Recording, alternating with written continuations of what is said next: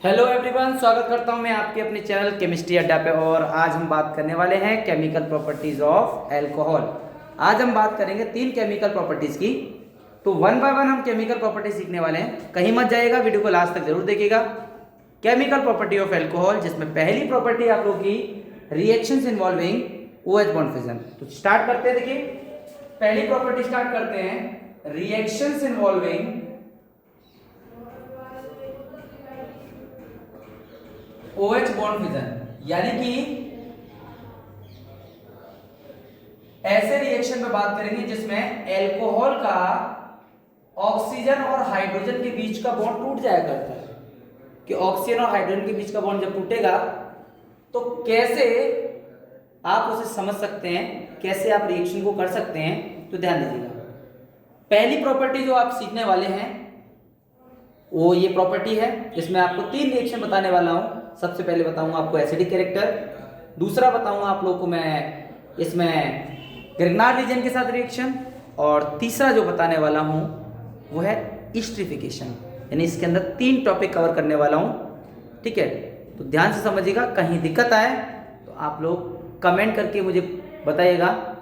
जहां आपकी प्रॉब्लम होगी उसको मैं सॉर्ट आउट करने की कोशिश करूंगा। तो ध्यान से देखिए, सबसे पहले यहाँ पर हम बात करते हैं रिएक्टिविटी ऑफ अल्कोहल की। OH बॉन्ड क्लीवेज के बेसिस पर अगर अल्कोहल की रिएक्टिविटी की बात करें तो सबसे ज्यादा रिएक्टिव होता है 1 degree alcohol, then 2 degree alcohol और देन 3 डिग्री अल्कोहल।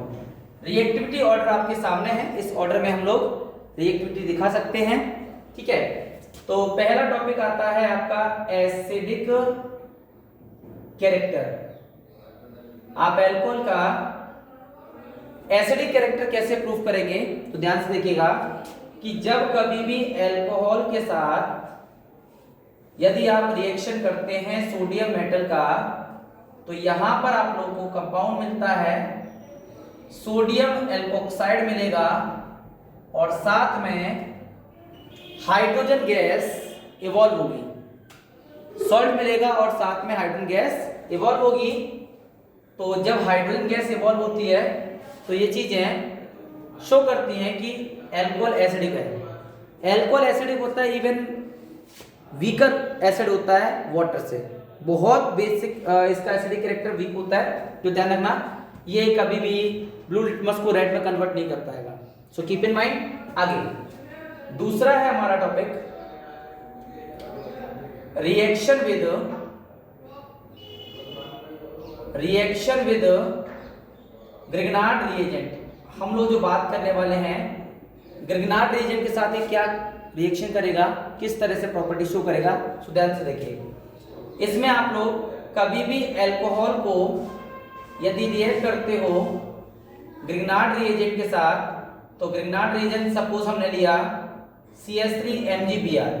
तो देखिए, अल्कोहल H डोनेट करेगा, ग्रिग्नार्ड रिएजेंट अपना एल्काइल ग्रुप को पार्टिसिपेट करेगा, तो ये मिल जाता है आपको एल्केन, और यहां पर बचा हुआ प्रोडक्ट में OC2H5 और ये हो जाएगा Br। यानी बचा हुआ पोर्शन बाई प्रोडक्ट बना के देगा। और यह जो एल्केन मिलेगा, इनमें जो कार्बन होते हैं वो कार्बन के नंबर डिपेंड करते हैं ग्रिग्नार्ड रीजन के पास कितने कार्बन थे। अगर ग्रिग्नार्ड रीजन के पास एक कार्बन होगा तो प्रोडक्ट भी आपको एक कार्बन का मिलेगा।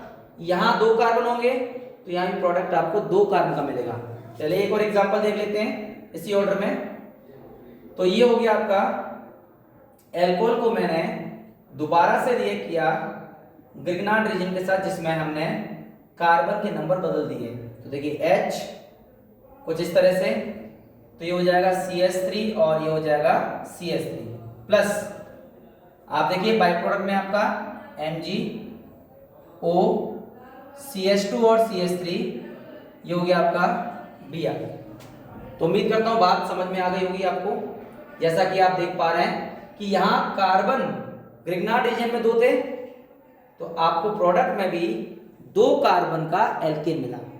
ये बात समझने की है कि जितने कार्बन ग्रिग्नार्ड रीजन कंटेन करेगा आपको उतने ही कार्बन का एल्केन भी मिलेगा। सो उम्मीद करता हूं बात समझ में आ गई होगी। देन तीसरे टॉपिक पे बात कर लेते हैं आप लोगों से। थर्ड टॉपिक है आप लोगों का एस्टरिफिकेशन।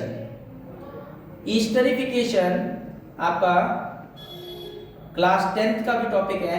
10th में आप लोगों ने सीखा होगा ईस्टर बनाने की प्रोसेस कैसे बनाते हैं। जब कभी कार्बोक्सिलिक एसिड को अल्कोहल के साथ रिएक्ट करते हैं in presence of concentrated H2SO4 at 170 degree Celsius, तो आप लोगों को यहाँ पर क्या मिलता है, ईस्टर मिलता है। ईस्टर के पास आपको याद होगा फ्रूटी स्मेल मिलती है, स्वीट स्मेलिंग सब्सटेंस है, कुछ इस तरीके से। चलिए आगे चलते हैं। तो यहाँ हम लोग लेके चलते हैं कार्बोक्सिलिक एसिड जब भी रिएक्ट करता है एल्कोहल के साथ, ध्यान दीजिएगा द वर्ड इज एल्कोहल।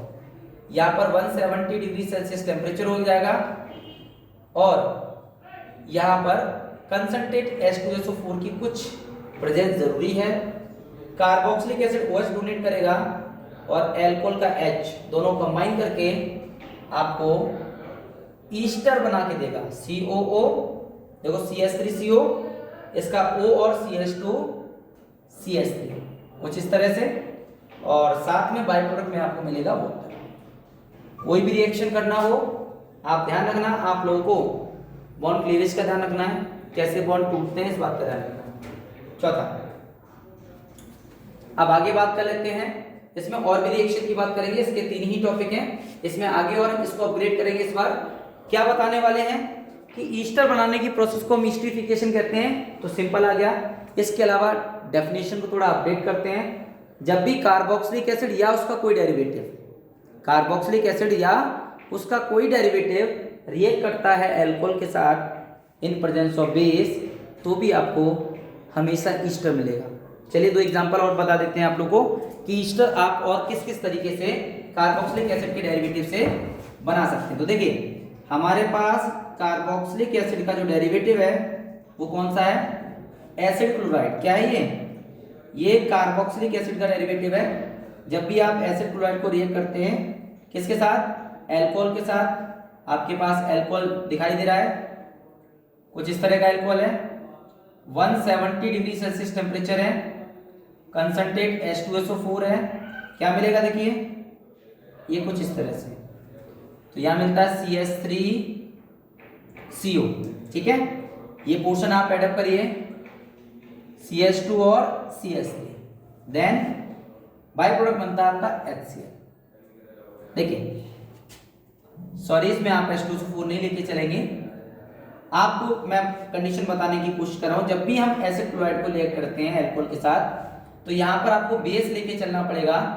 और बेस लेके चलते क्यों, क्योंकि एसिड का फॉर्मेशन होगा। जब भी एसिड का फॉर्मेशन होगा तो इसको ईस्टर को हाइड्रोलाइज कर देगा और वापस आपको क्या मिलेगा, कार्बोक्सिलिक एसिड और अल्कोहल मिल जाएगा। तो ईस्टर को बनाने से पहले आपको साथ में बेस रखना पड़ेगा, जिससे कि बनने वाला एसिड न्यूट्रलाइज हो जाए। ध्यान देना, जो एसिड बनेगा वो न्यूट्रलाइज हो जाएगा। तो आपको यहाँ पर ध्यान देने की बात है, बेस लेके चलना पड़ेगा। अगर बेस लेके नहीं चलोगे तो वापस रिएक्शन रिवर्स हो जाएगा। ठीक है, अगला होता है कार्बोक्सिलिक एसिड का derivative acid anhydride. The word is acid anhydride को जब भी आप रिएक्शन कराते हो अल्कोहल के साथ, तो देखिए अल्कोहल के साथ जब भी आप रिएक्शन कराते हो तो देखिए यहां भी आपको बेस लेके चलना पड़ेगा। आपको हमने सिखाया है तरीका इसको तोड़ने का, 2 ऑक्सीजन एक मॉलिक्यूल के साथ रखना और एक ऑक्सीजन अलग। अल्कोहल आप सभी को मालूम है कैसे टूटना है, H हमेशा डोनेट करेगा। क्या मिलना है आपको, H हमेशा इसके साथ लगा दो और बचा हुआ पोर्शन छोटा पार्ट इस बड़े वाले के साथ और इसका छोटा पार्ट इधर बड़े वाले के साथ। तो देखो क्या मिलेगा, CH3CO। देखो CH3CO और ये 2 O के साथ में लग जाएगा CH2 और CH3, इसके साथ ये जुड़ जाएगा और बचा हुआ 2 ऑक्सीजन वाला पार्ट है H के साथ लगा देना। तो ये आपको कार्बोक्सिलिक एसिड प्रोवाइड करता है। ठीक है, तो आपने सीखा ईस्टर बनाते कैसे हैं, ये आप लोगों ने सीखा। ठीक है, अब इसके बाद हम लोग बात करते हैं दूसरे टॉपिक की, जिसमें आपने हेलो एल्केन में पहले से पढ़ा हुआ है कि कार्बन और ऑक्सीजन का अगर बॉन्ड तोड़ोगे तो उस ऑर्डर में हम कैसे बात करते हैं। तो देखिए सेकंड जो प्रॉपर्टी है वो प्रॉपर्टी है reactions involving reactions involving cleavage of, कौन सा बॉन्ड होगा, CO बॉन्ड होगा, कार्बन और oxygen bond, cleavage of carbon और ऑक्सीजन बॉन्ड, ध्यान देना CO बॉन्ड क्लीवेज की अगर बात करते हैं तो यहां पर हमारे पास आता है सबसे पहले रिएक्शन विद हैलोजन एसिड, या हैलोजन एसिड के साथ आप रिएक्शन करेंगे। और अगर रिएक्टिविटी की बात करें तो ये जो ऑर्डर लिखा है इसका आप उल्टा कर दीजिए, कार्बन ऑक्सीजन के बॉन्ड की रिएक्टिविटी के बेसिस पर 3 डिग्री अल्कोहल सबसे ज्यादा रिएक्टिव होगा, फिर 2 डिग्री होगा, फिर 1 डिग्री। मतलब बॉन्ड क्लीवेज बदलते ही इसकी सीरीज भी आपको रिवर्स करनी पड़ेगी, तो रिएक्टिविटी आप एक्सप्लेन कर सकते हैं। तो चलिए इस पे बात कर लेते हैं। पहला रिएक्शन हैलोजन एसिड, कभी भी एल्कोहल को यदि हम रिएक्ट करते हैं हैलोजन एसिड के साथ इन प्रेजेंस ऑफ एनहाइड्रस ZnCl2, तो देखिए एल्कोहल का पूरा हुआ चटा दिया, इसका H क्या मिला, यहां पर एल्काइल हैलाइड मिला जी, क्या मिला, एल्कालाइड, और साथ में क्या मिलेगा, एज ए बाई प्रोडक्ट मिलेगा आपको water.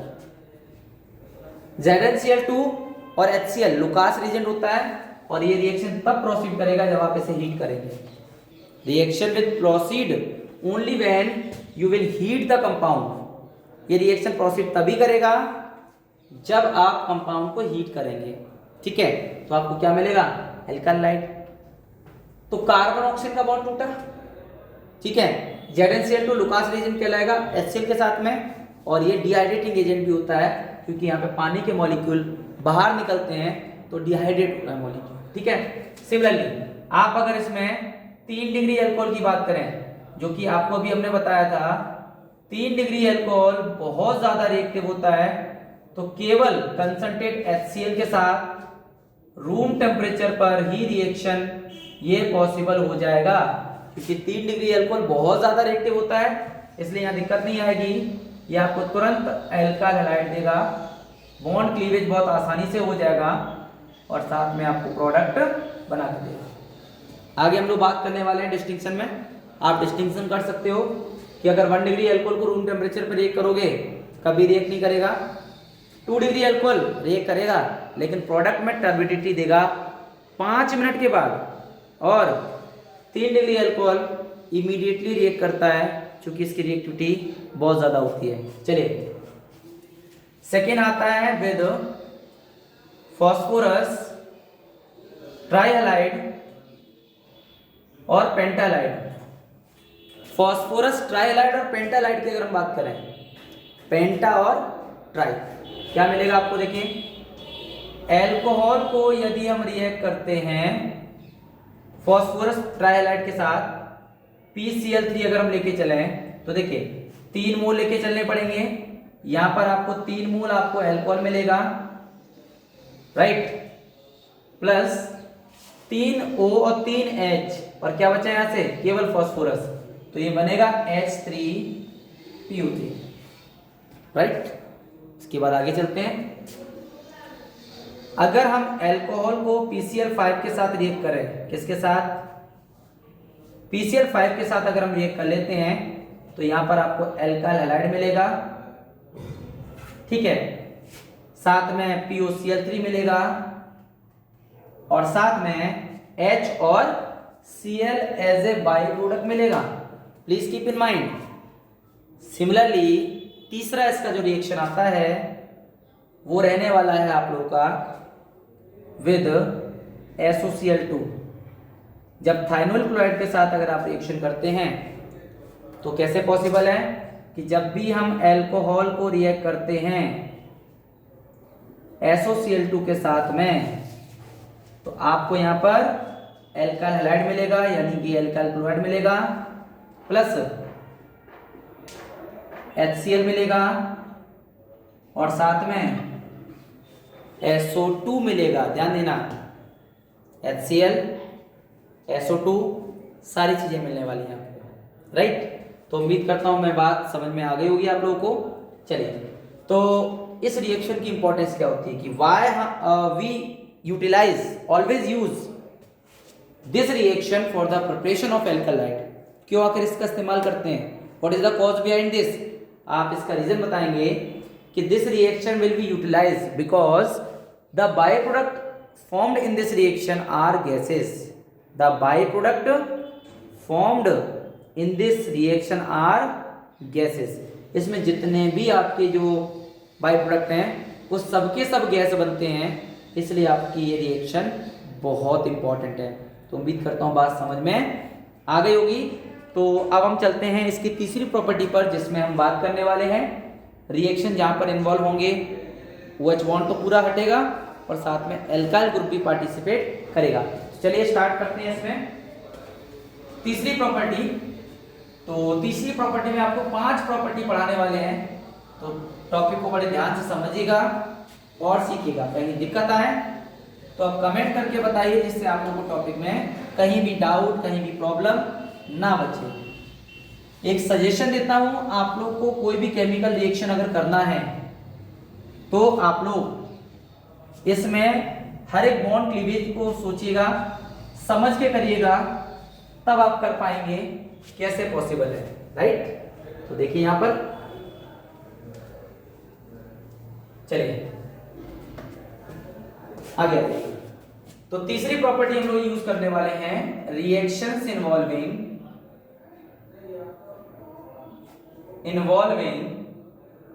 Cleavage of OH and alkyl group. यहां पर OH और एल्काइल ग्रुप का क्लीवेज की बात कर लेते हैं, राइट? तो कैसे पॉसिबल है ध्यान दीजिएगा, ठीक है? पहला यहां पर जो हमारा आएगा, सबसे पहले हम बात करते हैं डिहाइड्रेशन की। The word is dehydration of alcohol. Dehydration of alcohol पे बात करते हैं कि हाउ टू डिहाइड्रेट। आप एल्कोहल को डिहाइड्रेट कैसे कर सकते हो? डी का मतलब होता है रिमूवल, हाइड्रेट मतलब होता है पानी। आप एल्कोहल को जब भी आप कंसंट्रेट H2SO4 के साथ रिएक्ट करोगे तो वाटर मॉलिक्यूल्स को रिमूव करने की जो प्रोसेस होती है that is called dehydration. The word is dehydration. तो ध्यान दीजिए कैसे आप डिहाइड्रेट कर सकते हैं। तो देखिए, whenever alcohol react with concentrate H2SO4 at 443 kelvin temperature, तो बेटा जी यहां से अल्फा और बीटा कार्बन से अगर हम हाइड्रोजन को हटा देते हैं, एक से OH को हटा देते हैं, तो इस तरह से आप एल्कीन बना सकते हो। दूसरा, अगर कोई भी 2 डिग्री एल्कोहल है, कोई भी 2 डिग्री एल्कोहल है, तो अभी आप H2SO4 के साथ रिएक्शन कर सकते हो। अल्फा और बीटा आप हटा सकते हो, दोनों बीटा यहाँ पर एक जैसी कंडीशन में है, तो आपको क्या मिलेगा? यहाँ आपको एल्कीन मिलेगा। सिमिलरली या देखिए, अगर मैं कोई दूसरा एग्जांपल लेके चलूं जिसमें 2 डिफरेंट बीटा पोजीशन होते हैं, अल्फा, बीटा और बीटा, तो यहाँ पे ध्यान रखिएगा सेट रूल का। 2 बीटा पोजीशन पॉसिबल है, इनमें से एक उस बीटा पोजीशन से आप हाइड्रोजन को निकाल पाएंगे जिसमें हाइड्रोजन के नंबर कम होते हैं। कीप इन माइंड, ये डबल बॉन्ड हो जाएगा और ये CH3 हो जाएगा प्लस H2। तो उम्मीद करता हूं बात समझ में आ गई होगी कुछ इस तरह से। और अब हम चलने वाले हैं आगे। तो पहला टॉपिक क्लियर हो गया। दूसरा टॉपिक में बात करते हैं सेकेंड। टेम्परेचर बदल बदल के अगर आप कम करते हो, तो मैं यहां पे लेके चलता हूं इथेनॉल के साथ अगर 383 केल्विन टेम्परेचर अगर आप लेके चलते हैं तो क्या होना है? अगर आप टेम्परेचर 383 लेके चलते हैं तो ध्यान दीजिएगा क्या करना है कि यदि इथेनॉल का रिएक्शन आप H2SO4 के साथ कंसंट्रेट के साथ करते हैं, टेम्परेचर 383 केल्विन होगा। यहां से H निकालिए, OH निकालिए, तो यहां पर बाइसल्फेट बनता है। क्या बनता है? इथाइल बाइसल्फेट, क्योंकि H देगा एसिड और ये बाकी साथ में पानी। अगर आप डिस्टिलेशन करते हैं, इसका पहला टॉपिक। दूसरा टॉपिक है डिस्टिलेशन करते हैं। डिस्टिलेशन करने का मतलब है रिड्यूस प्रेशर के साथ। कैसे डिस्टिलेशन होता है ध्यान दीजिएगा कि जब भी आप 2 मोल अल्कोहल को रिड्यूस प्रेशर के साथ अप्लाई करते हैं, कंसंट्रेट H2SO4 है, आप प्रेशर अप्लाई करेंगे तो यहां पर क्या मिलता है, बाइसल्फेट की बजाय सल्फेट मिल जाता है और यहाँ 2 मोल 2 हाइड्रोजन 2 H मिलके पानी बनाती है। ध्यान देना वाटर मॉलिक्यूल्स बनते हैं।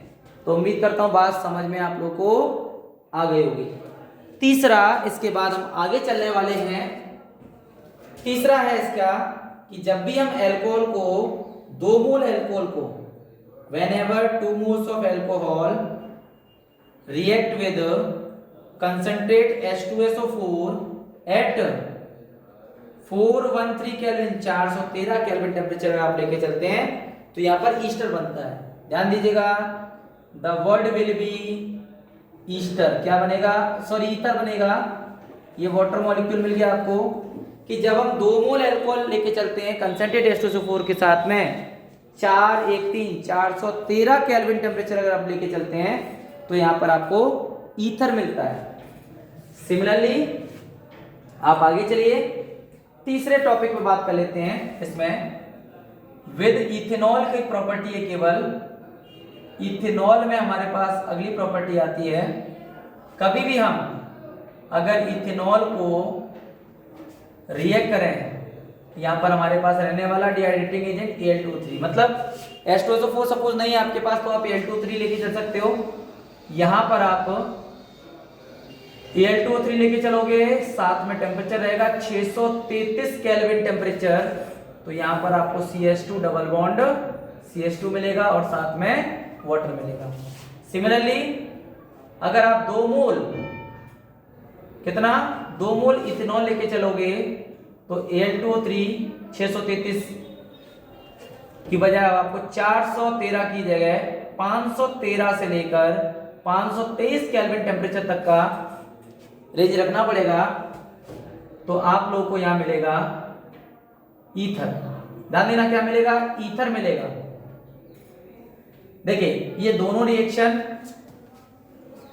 H2SO4 के साथ सिमिलर हैं, टेम्परेचर की रेंज थोड़ी सी ज्यादा बढ़ जाती है जैसा कि आप देख पा रहे हैं, लेकिन प्रोडक्ट आपको सिमिलर मिलते हैं। अंतर यह कि अगर H2SO4 नहीं तो आप Al2O3 से एल्युमिनियम ऑक्साइड से भी काम चला सकते हैं। फोर्थ टॉपिक आप लोग का जो है, फोर्थ पे बात करते हैं हम लोग। फोर्थ क्या कहता है ध्यान दीजिएगा। फोर्थ टॉपिक आप लोग का, इसमें हम लोग बात करते हैं ऑक्सीडेशन की। देखिए ऑक्सीडेशन का मतलब आप सभी जानते हैं एडिशन ऑफ ऑक्सीजन या रिमूवल ऑफ हाइड्रोजन। तो यहां ध्यान दीजिएगा क्या मतलब बनता है। देखिए एडिशन ऑफ ऑक्सीजन, यहां पर एक OH बॉन्ड का क्लीवेज होगा और इस पड़ोसी कार्बन के साथ में एक CH बॉन्ड का क्लीवेज होगा। या क्या बच जाएगा, देखो ये बच जाएगा H2। क्या बचेगा, H2, ठीक है।